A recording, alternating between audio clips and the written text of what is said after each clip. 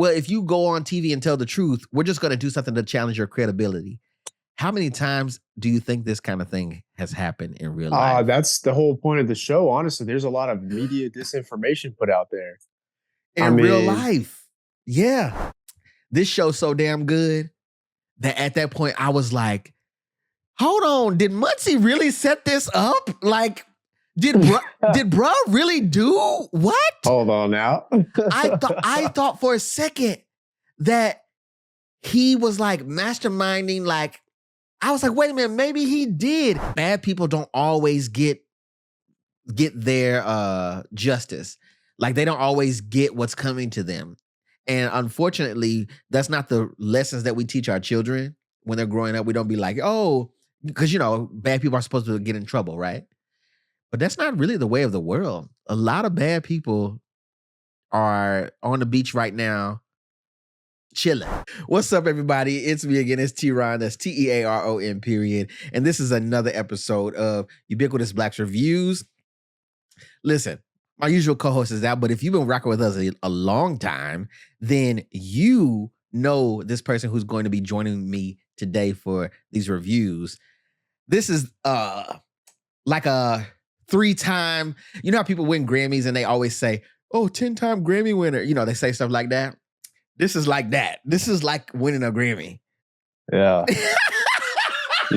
What's up, my Ubiquitous Black viewers? I didn't even introduce you. Oh, shoot. My bad. We just getting started. This just shows you how our chemistry works. We ain't been together doing this that long, so we just screwing up. My bad, y'all. Ladies and gentlemen, if you don't know, now you know. Joining me today to discuss this new Netflix limited series, Joseph, is Joseph. Right. What's up, guys? I'm Joseph, TeaRon's brother. Like you mentioned before, we have a little bit of history on this podcast. I did 2 episodes before. I thought I only did 1. No, this is your third. This is my third right here. So. Yeah. But yeah, this is gonna be a good one. When you grow up in like a black household, once you come over the 3rd time, you basically have to help yourself to like drinks and stuff. You only get offered stuff like the first time or the first 2 times. Oh yeah. Okay. And then you just it's like, oh, go ahead and get that. You get your leftovers at that point. Yeah. Like, yeah, go ahead. You know where it's at. Yeah. And dare I ask. Right. How dare you ask? Well, you know where it's at. I'm not getting it for you. Let's go ahead and get into the thing. Today, we are going to be discussing the new Netflix limited series, The Madness, starring Colman Domingo. Joseph, before I brought you in to do this with me, were you aware of the series? Had you heard about it? Did you know anything of it leading in? Absolutely not. And I think that's the good polarity that I have with this show. He watches, he knows what's going on beforehand. I just go into it not knowing what's happening at all. So I have no expectations. I have no thought process on how it's going to play out. Like, I'm just going in it raw. So that's how it is. Well. Mm-hmm. I didn't know nothing about it. There's a joke there, but I'm going to let it slide. So that's what we're going to be getting into. We'll give you a moment. Check out the trailer for The Madness, and then we'll be right back with our review. I think I'm getting framed for murder.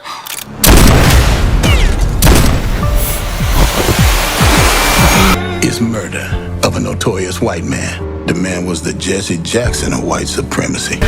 Did you do something to him? This all's a bit bigger than you thought. I'm not a criminal. With all due respect, my brother, you sure acting like one. Okay, so that was the trailer for The Madness. Joseph, first thoughts when you are just now starting out the show. How did it start in for you? What did you, are you even familiar with Colman Domingo's work? Have you seen him in other things? No, I've never seen him. I've never really seen any of the actors in the show. Really? No. Yeah, this is the first time seeing all of them. Really?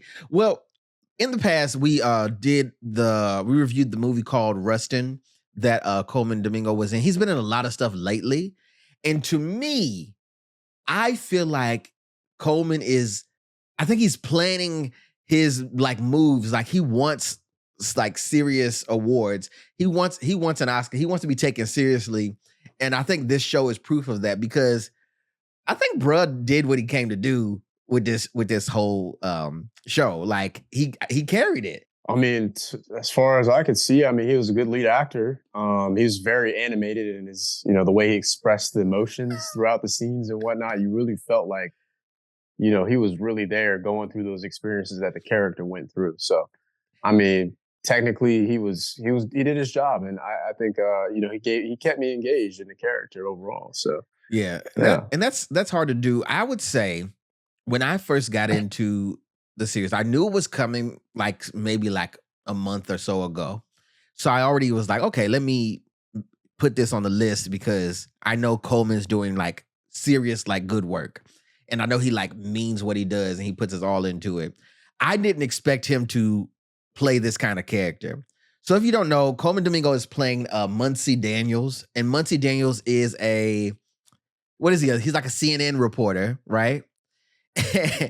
And he's basically, pro-black. He has a history because of his dad, something that or another. But the idea is that he speaks out a lot about like, things that black people speak out about, equality, inclusion, fair rights, all the things. He's speaking up about it. So he's made a name for himself in the public perception of things. People that watch him for a specific reason or a specific take on things. And because of that, he's made a lot of enemies as well along the way. And he's made a lot of enemies in the form of like white nationalists or white supremacists. That's what we're dealing with here in the show. Do you think when they started out trying to just like the first scene that opened up was that scene like of him running through the woods, so we don't know what's happening, so that's a good way to pull us in. But as it played out, I thought it was going to be kind of slow to start, but once things got going, I was like, oh shoot, I was yelling at the TV at some points. But what about you? Yeah, I mean, that's good that you brought that up, because it's like they jumped right into it. I thought the pacing was really nice. They told the backstory of who he was in a quick fashion. They didn't dwell too much on it. You picked up on all the details on who he was. And when they transitioned to the scene where he was out in the woods, finding the dead body chopped up. Spoiler alert. Yeah, I'm just going straight into the spoilers. I mean, this is a spoiler review. You should, if you are watching this, we've assumed that you have completed the series, okay? Because you can legit watch this thing in like one setting, because all of the, like you said, the pacing's good. So I found myself getting into like episode 4, and I was like, wait a minute, I watched 4 episodes already, bro? Yeah, they're all 45 minutes each too, which that's a decent amount of time for all that. That's like almost 5 hours of worth of watching TV. Yeah, so. It was great. It was great. So there is that scene. So, okay. So Muncie, he decides that he needs a break, I guess, from his news reporting or his news anchoring at CNN. And he goes to the Poconos. And in the Poconos, it's a wooded area. It's very secluded, et cetera, et cetera. And he's just trying to get away because he finally wants to write his book, I think. It's coming back to me now. He wants to write his book. And what he doesn't know is that he is rented a place where he's supposed to be out there secluded. And he pulled up on who they were calling Brother 14. Okay. Yeah, Brother 14. Okay. So. No, it's just me. You look familiar. You on TV? Sometimes. Wait, CNN? Yeah. Oh, man. You got opinions. Well, that's what they pay us for. Let me, when I put my glasses on, it's because I'm coming with some facts about some stuff, okay? And the fact is that Mark Simon is who the guy was that was staying next to him. And that Mark Simon was played by Timo Pennicott. I never heard of this guy before, never seen his work, but he came and he went, so who cares? And so, Brother 14, There is a lot of parallels in this show that match up to the things that are going on in society now, especially when you consider recent like elections and the political climate that we are in and how things fall into place. Brother 14 is or Mark Simon, who is the character, um, is a person who is a white nationalist. He believes that there are some things going on in the world that need to be corrected for the sake of white people. Let's just call it what it is. So you got an opinion. Well, I mean, that's what it is. That's what this character was set up as. We don't know that. And Muncie doesn't know who this guy is. We don't know that initially. We just learn it down the line. So when he goes over to ask for help, and he sees the more than decapitated, the chopped up body in the sauna, it kind of escalates from there. And I think they did a really good job with how they gradually revealed, different characters and like the depths of the characters to us, like the guy who died at the beginning, right? Because I think a lot of shows I think a lot of shows aren't this smart. They don't give you credit to let your brain do the work or give it time to learn about a character. They just be like, oh yeah, this person's bad and this is why they died. And I don't like shows like that. I am appreciative of the fact that this show let us use our minds throughout. So there's that. What do you think about the action sequences here? So very heavy in the beginning. The action sequences, specifically that one where he's running through the woods and the two guys are after him. What did you make of that? Were you convinced? Well, I mean, he got a good head start on him. I'll tell you that. The fact that I guess he was going so fast that he didn't see that there was a lake right in front of where he was running. Was that a lake or was it just like it's like a puddle pond, of some sort? Like a pond. Yeah, it was like I don't know, it was like a weird pond. Like it was a small pond. Like I don't know how that was showed up in a flat area in the woods, but it was deep. Hey. It was deep. I mean, it just was perfectly timed for him to hide in there. So hey, it worked out for him. I think they also did a good job because if you notice at the beginning, they don't spend a lot of time on it, but they kind of set the tone where they're like, they show us, like they show him working out, like he's running. He's at the gym. He's doing like Muay Thai or Jiu-Jitsu or something like that. So he's keeping himself in shape.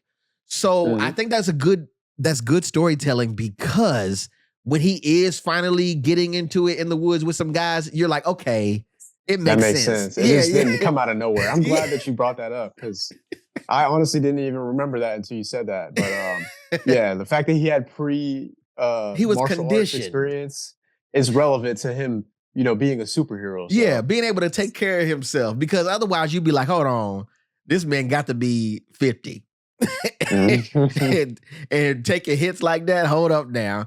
But they were like, no, this guy, he works out, he takes care of himself, and so it made sense. I want to get into some of the family members here because I think that the casting was perfect, as I'm sure you did too, when it came to filling out his family and also some of the other side characters. I'll just mention a few names and then we'll go further into the story. So other actors that we have in here is Marsha Stephanie Blake, who plays Elena. And Elena is Muncie's ex-wife or estranged. Were they separated or were they? Yeah, they were in process of getting separated. Okay. And all I got to say is the body on. Never mind. Yo. And then we have Thaddeus J. Mixon, who plays Muncie and Elena's son. We also have Deon Cole. Were you surprised to see Deon Cole in this and him not being a funny man in the show? Because Deon Cole was Muncie's, I guess he was like his best friend, but also he was a lawyer too. And anytime you see certain people on screen, I don't know about you, but when I see certain people that have been funny for years on screen, I'm waiting for them to be funny. Yeah. And Deon Cole is not funny in this, but I was convinced that who he was because sometimes you'll get people and you're waiting for him to tell a joke and you kind of get let down. You're like, okay, But no, I think he fit. But what did you think about Deion Cole being in this and not being Yeah. funny? So I don't remember by name, but I remember seeing him in other type of roles and other movies and whatnot. And yeah, for people who've seen him before, they anticipate the humorous aspect of his characters, but he didn't really deliver that. But it's not in a bad way because he played his character well, I think. Yeah, he was perfect. There's a scene where they there was a funny moment actually, but I only see, this is how your mind does. I think it was funny to me because I'm used to him doing funny stuff, right? But it was kind of funny because there's a point where Muncie's really getting deep into dealing with the FBI, getting accused of things, his career's falling, et cetera, et cetera. And he's meaning to go and like meet up with some people, right? And he says to Quessy, Deion Cole's character, he says to him that he wants to go wherever and he don't want to go alone. And he's like, hey, I ain't going with you. We cool and all, but... Put that away, man. Do you see what the fuck they're doing to me? What are you even carrying that around for? It's evidence in the crime. I'm not going to destroy evidence. Okay, fine. We'll take it to the damn cops. I'm not going to walk in there alone. I ain't walking in there with you either. Look, I'm sorry. I am. But I won't be able to do shit if I lose my job. And I think that's real, too, because in real life, I would say the same thing. Like, bro, you on your own. I'm sorry. Yeah. Like, no, that's real. Yeah. Because a lot of these movies, like a lot of these TV shows and movies, they have people that just ride or die with the characters. And I'm just like, that ain't how real life relationships work. I mean, you got yourself in a situation. I'm not going to come in and save you, especially put my life at risk. Absolutely not. Absolutely not. I got your back from over here. Other people we have, and I'll run through these real quick, is we have Gabrielle Graham, who is Callie. Callie is Muncie's eldest daughter. I don't get the impression that Elena, Muncie's wife, or soon to be divorced wife, I don't think that that's her mother. I think she had a different mother. No, yeah, I think she did have a different one. Yeah, they didn't really say it, but you can kind of tell by their relationship. And she actually surprised me in the end, with her. They had a unique way of making up their relationship, Muncie and his daughter. And then a few other people we have is Tamsin Topolsky, who is Lucy.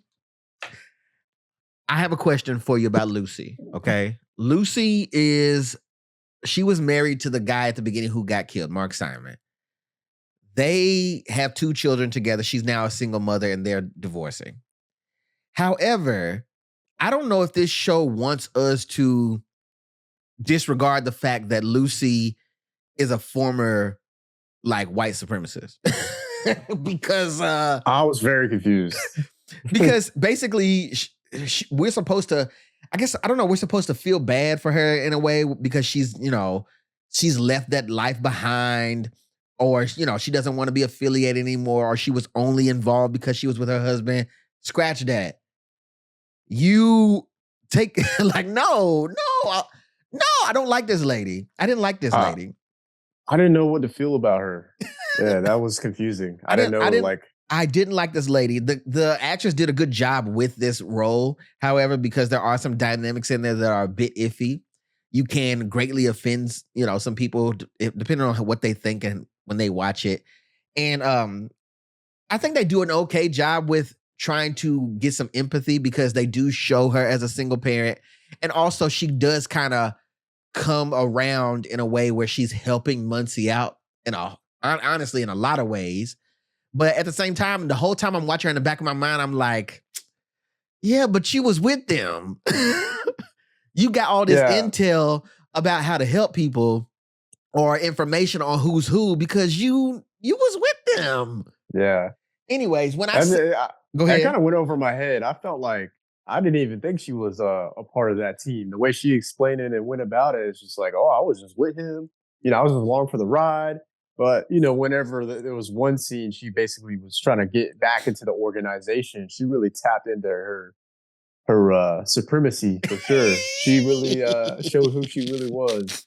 And she kind of just explained it by saying like, oh, he brought me from a effed up situation. I was going through a lot of trauma. And I just didn't buy that story. No, I don't know. And I'm not buying anybody who is guilty of doing things against other people on that level, or even just like subscribing to the ideologies, I'm like, Mhm. no, I'm not giving you a pass. Fuck you and them kids. No, I'm just kidding. Not the kids, man. You gotta leave the kids out of this. They too young. They're too So young to understand. I'll mention the last few actors here so that we can give you the full gist of the story.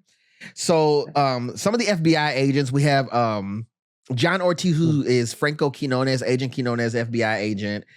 He had a guy with him. I can't think of his name right now. And then we have Allison Wright, who plays Julia Jane. Hold your thoughts right there. Well, I'm going to hold your thoughts. And then we also have Neil Huff, who is Rodney Krantz. Now that we got all those things in place, the different characters, okay, the FBI agents, with what's his name, Quinones, when he came into the picture, I was actually getting quite annoyed by what his interference with Muncie. And I didn't think that he was going to be the guy in the end to like come around and like help him out or have his back. Like when Muncie finally does get caught up with the Philadelphia Police Department. Also, by the way, now that I mentioned Philly, I'm glad that this show did not take place in typical LA or New York. Not to say that there's not a lot of movies that take place in Philly. There are. However, I think that a lot of shows with these deep storylines, conspiracy theories, all these things, they tend to they're like, this show could have been in New York and it would have fit. But I'm glad that it wasn't because I get so tired of everything being in the same place. Yeah, facts. But anyways, Agent Quinones it's revealed that when he comes in, he's just, messing with Muncie. But it's revealed later that the truth is that for years he's been tracking this, secret organization who is, full of politicians, dirty games, all kinds of stuff, And once that is revealed, we start to get all the webs that are being weaved. At any point, Joseph, were you disinterested by the storyline, or did you ever check out? I'm going to say myself, I didn't, because they had so many pieces moving at the same time that I was like greatly entertained and I had to see what happened next. But was that the same feeling you had too? I mean, it was a little bit of both because I like the concept of like, you got the higher powers, kind of pulling the strings behind the scenes. But then there was just a lot of names and things moving around to where I was like kind of losing track of who was doing what, why were they doing what. But I think it led to a cliffhanger towards the end of the show when we find out who's the true mastermind behind it all, to where they could potentially do another season out of this. But yeah. So, okay. There's the mastermind, and then there's a person who is, I guess, the ultimate pawn in this, and that is the Julia Jane character. Once this character comes into play, first of all, no offense to the actress herself, but I was calling you all kinds of bitches and hoes and motherfucker. I was cussing you out. She was the worst, bruh. She was the worst. But what I enjoyed was the fact that her face made sense for what she was doing. Oh, okay. And honestly, I'm gonna say this. When it was revealed that she was actually like British intelligence, and I was like, oh yeah, you do look British. Yeah, her face seemed like it's weird. Like she had like a bunch of fire in her eyes. Yo, like I just don't know how to describe how like her face like really. She played her role well. Yo, she played it a little too well for me. If you know what I'm saying? Like I was like, yo, I am not feeling this lady at all. But anyways, Julia Jane, she's a double agent. She's working for the FBI, quote unquote, but also she believes in these white supremacist ideologies. She believes that there's an issue in the world that needs to be checked and balances need to be made, and she wants to be a part of that. And the issue is with her, she's dangerous because she's well connected. She's very serious, and she is blindly following things that she believes in wholeheartedly, and she's got a gun and a badge. And that makes her very dangerous because she has some connections that sort of put her above the law. And the only reason I'm mentioning that is there are people out there with this same mindset of a Julia Jane, and they do have a badge and a gun, and they have ideas about how things should go, whether they're, working on a local police force or they are, a high-ranking agent, doing, government intelligence work, if you will.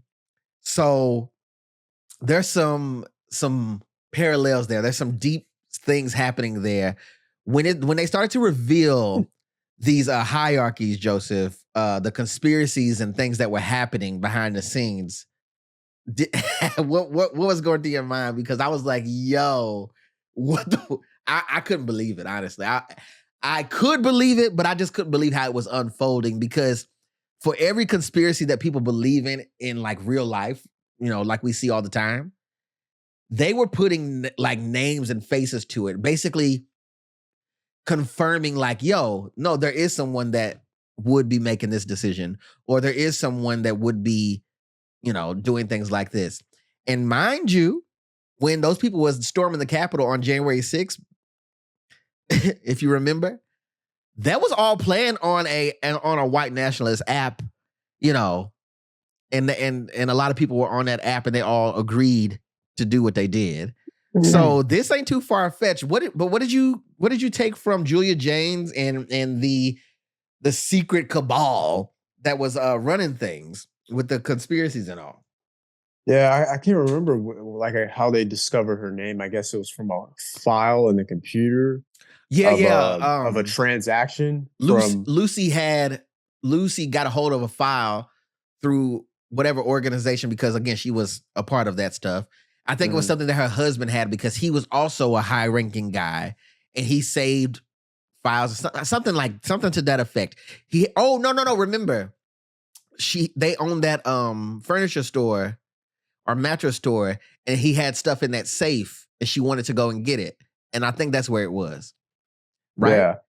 If I'm not, maybe I'm making that up.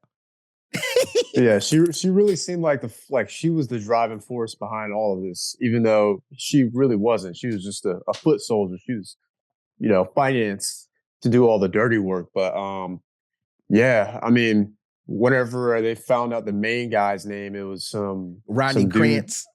Yeah, it was I guess, I don't know how Muncie got in contact with the guy that gave him his name. But I can't remember how he got in contact with that guy to get the main guy's name. But yeah, it's one of those, I'm curious to see what happens to the main guy. Because, it says it's a limited Nothing series, happens to him. Yeah, but I feel like there should be like another series to conclude and get him taken down. I want him taken down. I think that's what we all want. But here's where I think the show is really smart. And I'm going to say this, and then I'll give my rating. Here's where I think the show is really smart. That is that it pays off on all of the storylines that we wanted to pay off on. We get answers to questions that we have at the beginning. And by the end, we get the showdown. Muncie finally catches up with the man in charge. Think about it like this. If you are someone who is on television all the time, speaking to millions of viewers every day, and you are an advocate of change, real change you want to see happen, and you have a person who is the mind behind making a bunch of things happen in the world, different organizations, affecting people, affecting your people that you want to fight for, and you have a gun pointed to his head, what would you do? You consider the larger framework. This is a much... Stop. It's just you and I. The guy with the gun. The guy sitting at a desk. You think I buy influence politicians, elections. Everyone does. But you're off now. You're free. Go work in a soup kitchen. And what if I kill you first? Sin to the Father. And this show gives us that scenario like played out in real time. And I think that the decision to show Rodney Krantz getting off, even though we know that he's one of these people who, you know, is making terrible things happen for corporate gain, because they had that company Revitalize or whatever it was. Mhm. And they were supposed to be like an eco-friendly company, but really they had so many shell companies and organizations, and he was willing to, you know, call hits on, you know, be it local senators or whatever, whoever he needs to get out of the way to make his thing happen. He was willing to do that. And he said something to Muncie that I think is very real. And that was that even if Muncie takes him out, there are other hymns in the world. Other hymns who think like he does, who has the power that he does, and can make stuff happen like he does. And he basically got away with everything. So even when he was giving the files to the FBI, the audio files where Julia Jane was incriminating the guy and saying his name and who he was, they didn't follow up with that. Why do you think that is?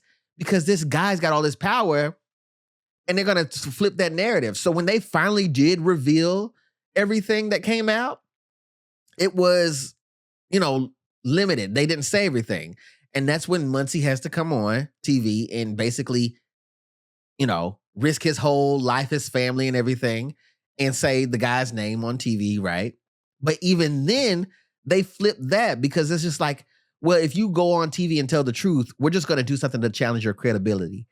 How many times do you think this kind of thing has happened in real life? That's the whole point of the show. Honestly, there's a lot of media disinformation put out there. In real life. Yeah. Yeah. Like, I mean, you could come out with saying, oh, I mean, there was clear pictures of the girl, you know, pictures with him associated with the guy. And then he went on a press conference just saying, you know, she was a mentally ill person who we fired a week ago. You know, we had no association with each other. And, you know, there's going to be people that other media journalists are going to spin and run with that same narrative too. Yeah. So, I mean, there's a lot of that goes on. That's Yeah. what the show really highlighted.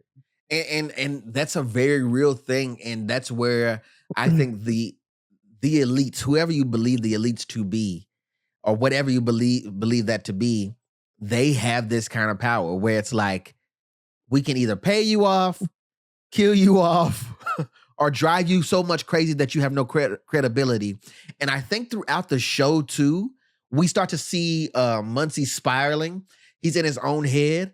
Do you remember I told you about that movie Gaslight? Remember I told you about that? Yeah. Mm-hmm. Muncie is gaslit like the whole first half of the show. So many people are playing in his face and trying to get him to believe that what he's seen is not real. The police who he, you know, reports to, he does all of the right things. He's like, oh, I seen a thing. I'm going to tell the right people. I'm going to do what I'm supposed to do, right? No, everybody's like, are you sure you saw that? Oh, maybe you just need to take a nap. You know, this kind of thing, right? Piss me off. Yeah, no, that was wild. And then we get to a point where, like I said, the guy gets off, and I think that really happens in real life. Bad people don't always get their justice. Like, they don't always get what's coming to them. And unfortunately, that's not the lessons that we teach our children when they're growing up. We don't be like, oh, because, you know, bad people are supposed to get in trouble, right? But that's not really the way of the world. A lot of bad people are on the beach right now chilling. Mm-hmm. Yeah, that's true. Like, that's kind of like why I had a mixed feelings towards the end, because I'm like, I thought they were gonna, you know, continue. I thought, like, I was on the last episode. Yeah. And then Netflix, you know how Netflix, when you finish the episode, it replays the same episode. I'm sitting there thinking, like, What's wait, next? this is the What's last next? episode? Wait.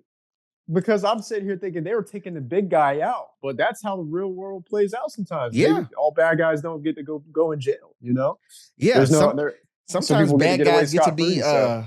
they get all their charges dropped because people elect them to be president. So the show overall, again, did a good job of paralleling things that are happening right now in society. The acting was A1, casting was A1. My only issue with the show is the fact that it is a limited series. I agree with you. I'm gonna agree with you all the way. I wish there was more, or I wish there was more to look forward to, because they definitely had all the right things in place to, make more things happen. But I think that they had to, if they were going to make it a limited series, I think that they ended it the right way. And that's making it as real as possible. Because if they just let him, somehow get the lead guy and, either kill him or he finally gets thrown in prison, whatever, then it's just a movie. It's just a show, and it's unrealistic at that point. And it doesn't make you want to go back and watch it again, because you're like, okay, Sure. it's fiction, right? Right. Whereas the way that they left us, you're kind of like, wait a minute, man. Oh, crap.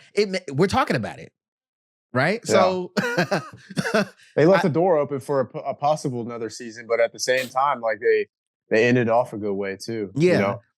So overall, I am going to give my rating. I would give it more if there was more to look forward to, but because it's a limited series, I am going to give it a Queen Latifah. Everything was solid. Everything was there. Nothing was out of place. I would watch it again because it's an easy watch, and there's other things. There's enough going on that you kind of can double back and you will notice something that you didn't before. So I'm okay with that. I just want more. And it sucks that we're probably not going to get that more. What about you, Joseph? What are your final thoughts on the show, and what's your rating? I'm saying with you. I'll give it a Queen Latifah as well. I mean, yeah, like you were saying, the only thing that would prevent it from being a 5 is maybe it's a little bit of us just always desiring more and wanting. That's preventing it from us from giving it a 5. I mean, either way, it could be a 4 or 5, but for now, I'm gonna just stick with the Queen Latifah. And I just want to know, there was a guy I interacted with while I was at work, and I was just talking about this show. He didn't know the name of the show, but he knew the name of the main character. He's like, "Oh yeah, I was watching that show," and then he said, "Oh, I turned it off because it was too scary." And I'm like, "What? Hold on now. What part did you get scared away from watching the show? This wasn't Insidious." But I'm like, "Bro, you're missing out, man. You should go get over your fears and finish the show because it's that good." But he's missing. Hey, that's him. I'm gonna let him be. But it is kind of a thriller, but it's worth the ride. It's worth finishing all the way through. For sure. I would. Oh wait, before we go, there is one other scene that just popped into my head that I want to mention before we go, and that is the interrogation scene with Muncie Daniels, and he has his lawyer with him, and they feel like they finally got him in a corner, and the detective is like piling on all of these documents that are proof of, like, oh well, you searched this was in your search history when we, they were basically like giving us a bunch of stuff. This show's so damn good that at that point I was like, hold on, did Muncie really set this up? Like, did bro really do what? Hold on now. I thought for a second that he was like masterminding. Like, I was like, wait a minute, maybe he did. And I'm gonna tell you what, when I thought that, and then everything still played out beyond that, and I came back around, I was like, when they wrote this show and they directed it, they were not playing, because I went through the same emotions that probably Muncie did, because for a while there, I thought even he was believing that he did it. He was like, hold on, wait, did I cut that in? All I'm saying is, you thought it was like another Gaslight movie, huh? Like, like the whole main character was just, we're showing all the good stuff. They didn't show us what he actually did. When they came to him with the evidence, and they was dropping on him folder after folder after folder, his lawyer was like, look, shut up, man, because whoa. I was like, what did he do this? Yeah, search history don't lie.